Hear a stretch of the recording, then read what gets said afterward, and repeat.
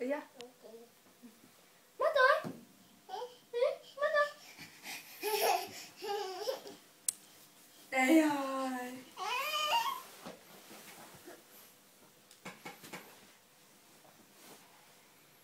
Mất rồi. Mất rồi. Cung đen là mất rồi, xong rồi đi tìm. Đi đứt tay. Mất rồi. Mất rồi đi. Mất rồi. Mất rồi.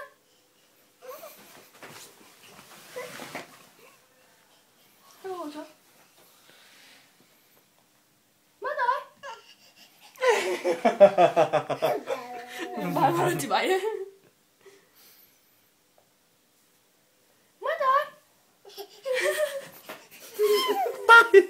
Cái tay. Mất rồi, mất rồi. Em mất rồi đâu? Mất rồi. Con mất đi. Con mất đi, con nằm mất đi. Mất rồi. Mất rồi. Đây đây đây.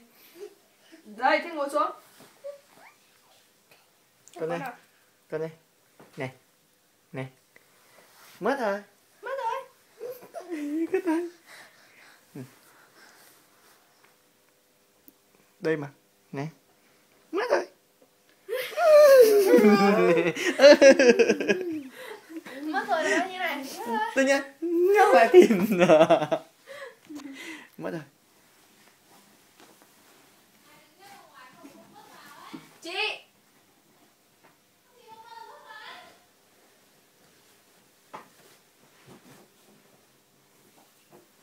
Cũng làm mất rồi đi. Mất rồi. Con làm mất đi, con làm mất đi. Mất rồi. Mất rồi. Đây của con đây.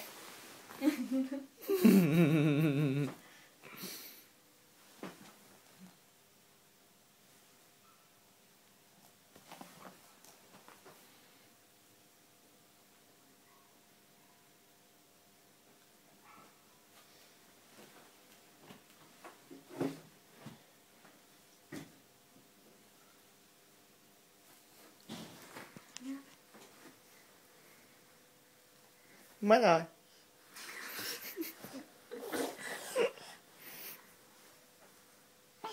Đi đi đây lấy.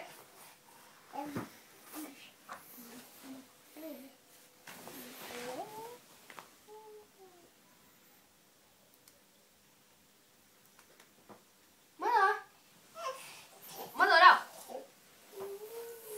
Mất rồi. Ây da. Ây da.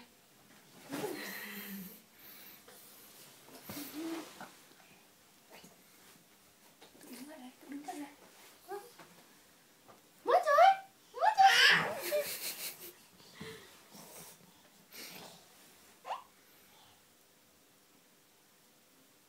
Con làm mất đi, con làm mất đi. Mất rồi đâu? Mất rồi. Đâu, mất rồi đâu. Mất rồi. Mất rồi. Phản xạ rồi. Phản xạ. Biết là như nào rồi. Ngoáy tay. Thế đi ngủ đây. Ngủ đây cuốn này.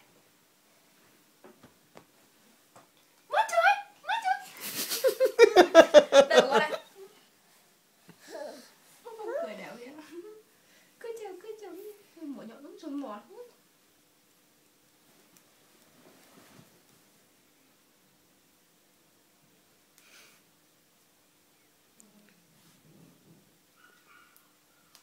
Chân đấy con đấy anh. Bố chơi con à?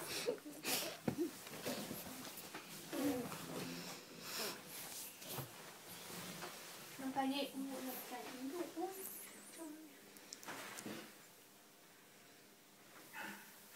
Mất rồi đâu? Mất rồi. Con làm gì đấy?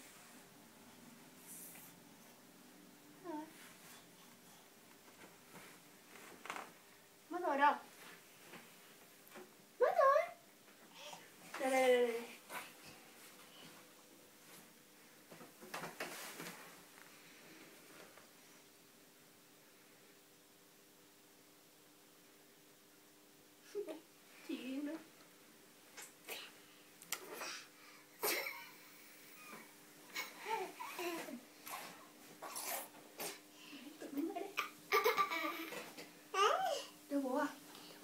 Hải bố đi.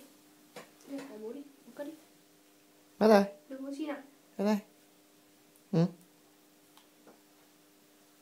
Mất rồi. Đây.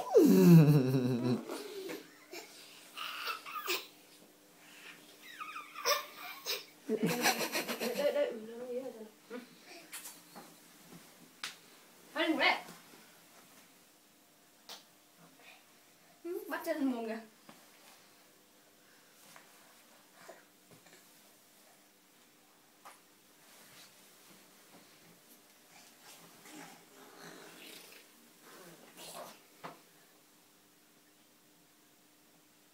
Nó được bọt chứ.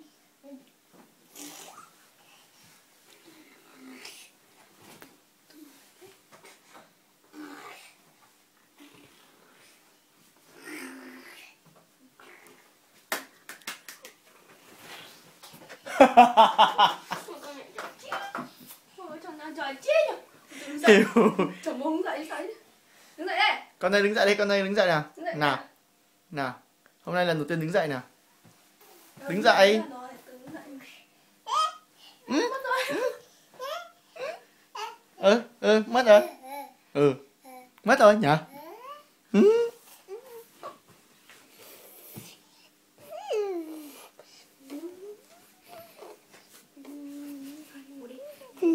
Đều.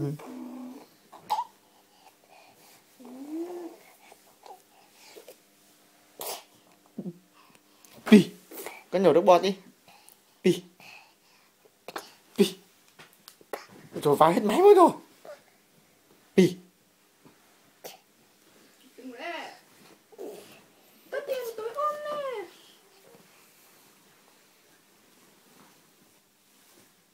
Thôi đi xem tí.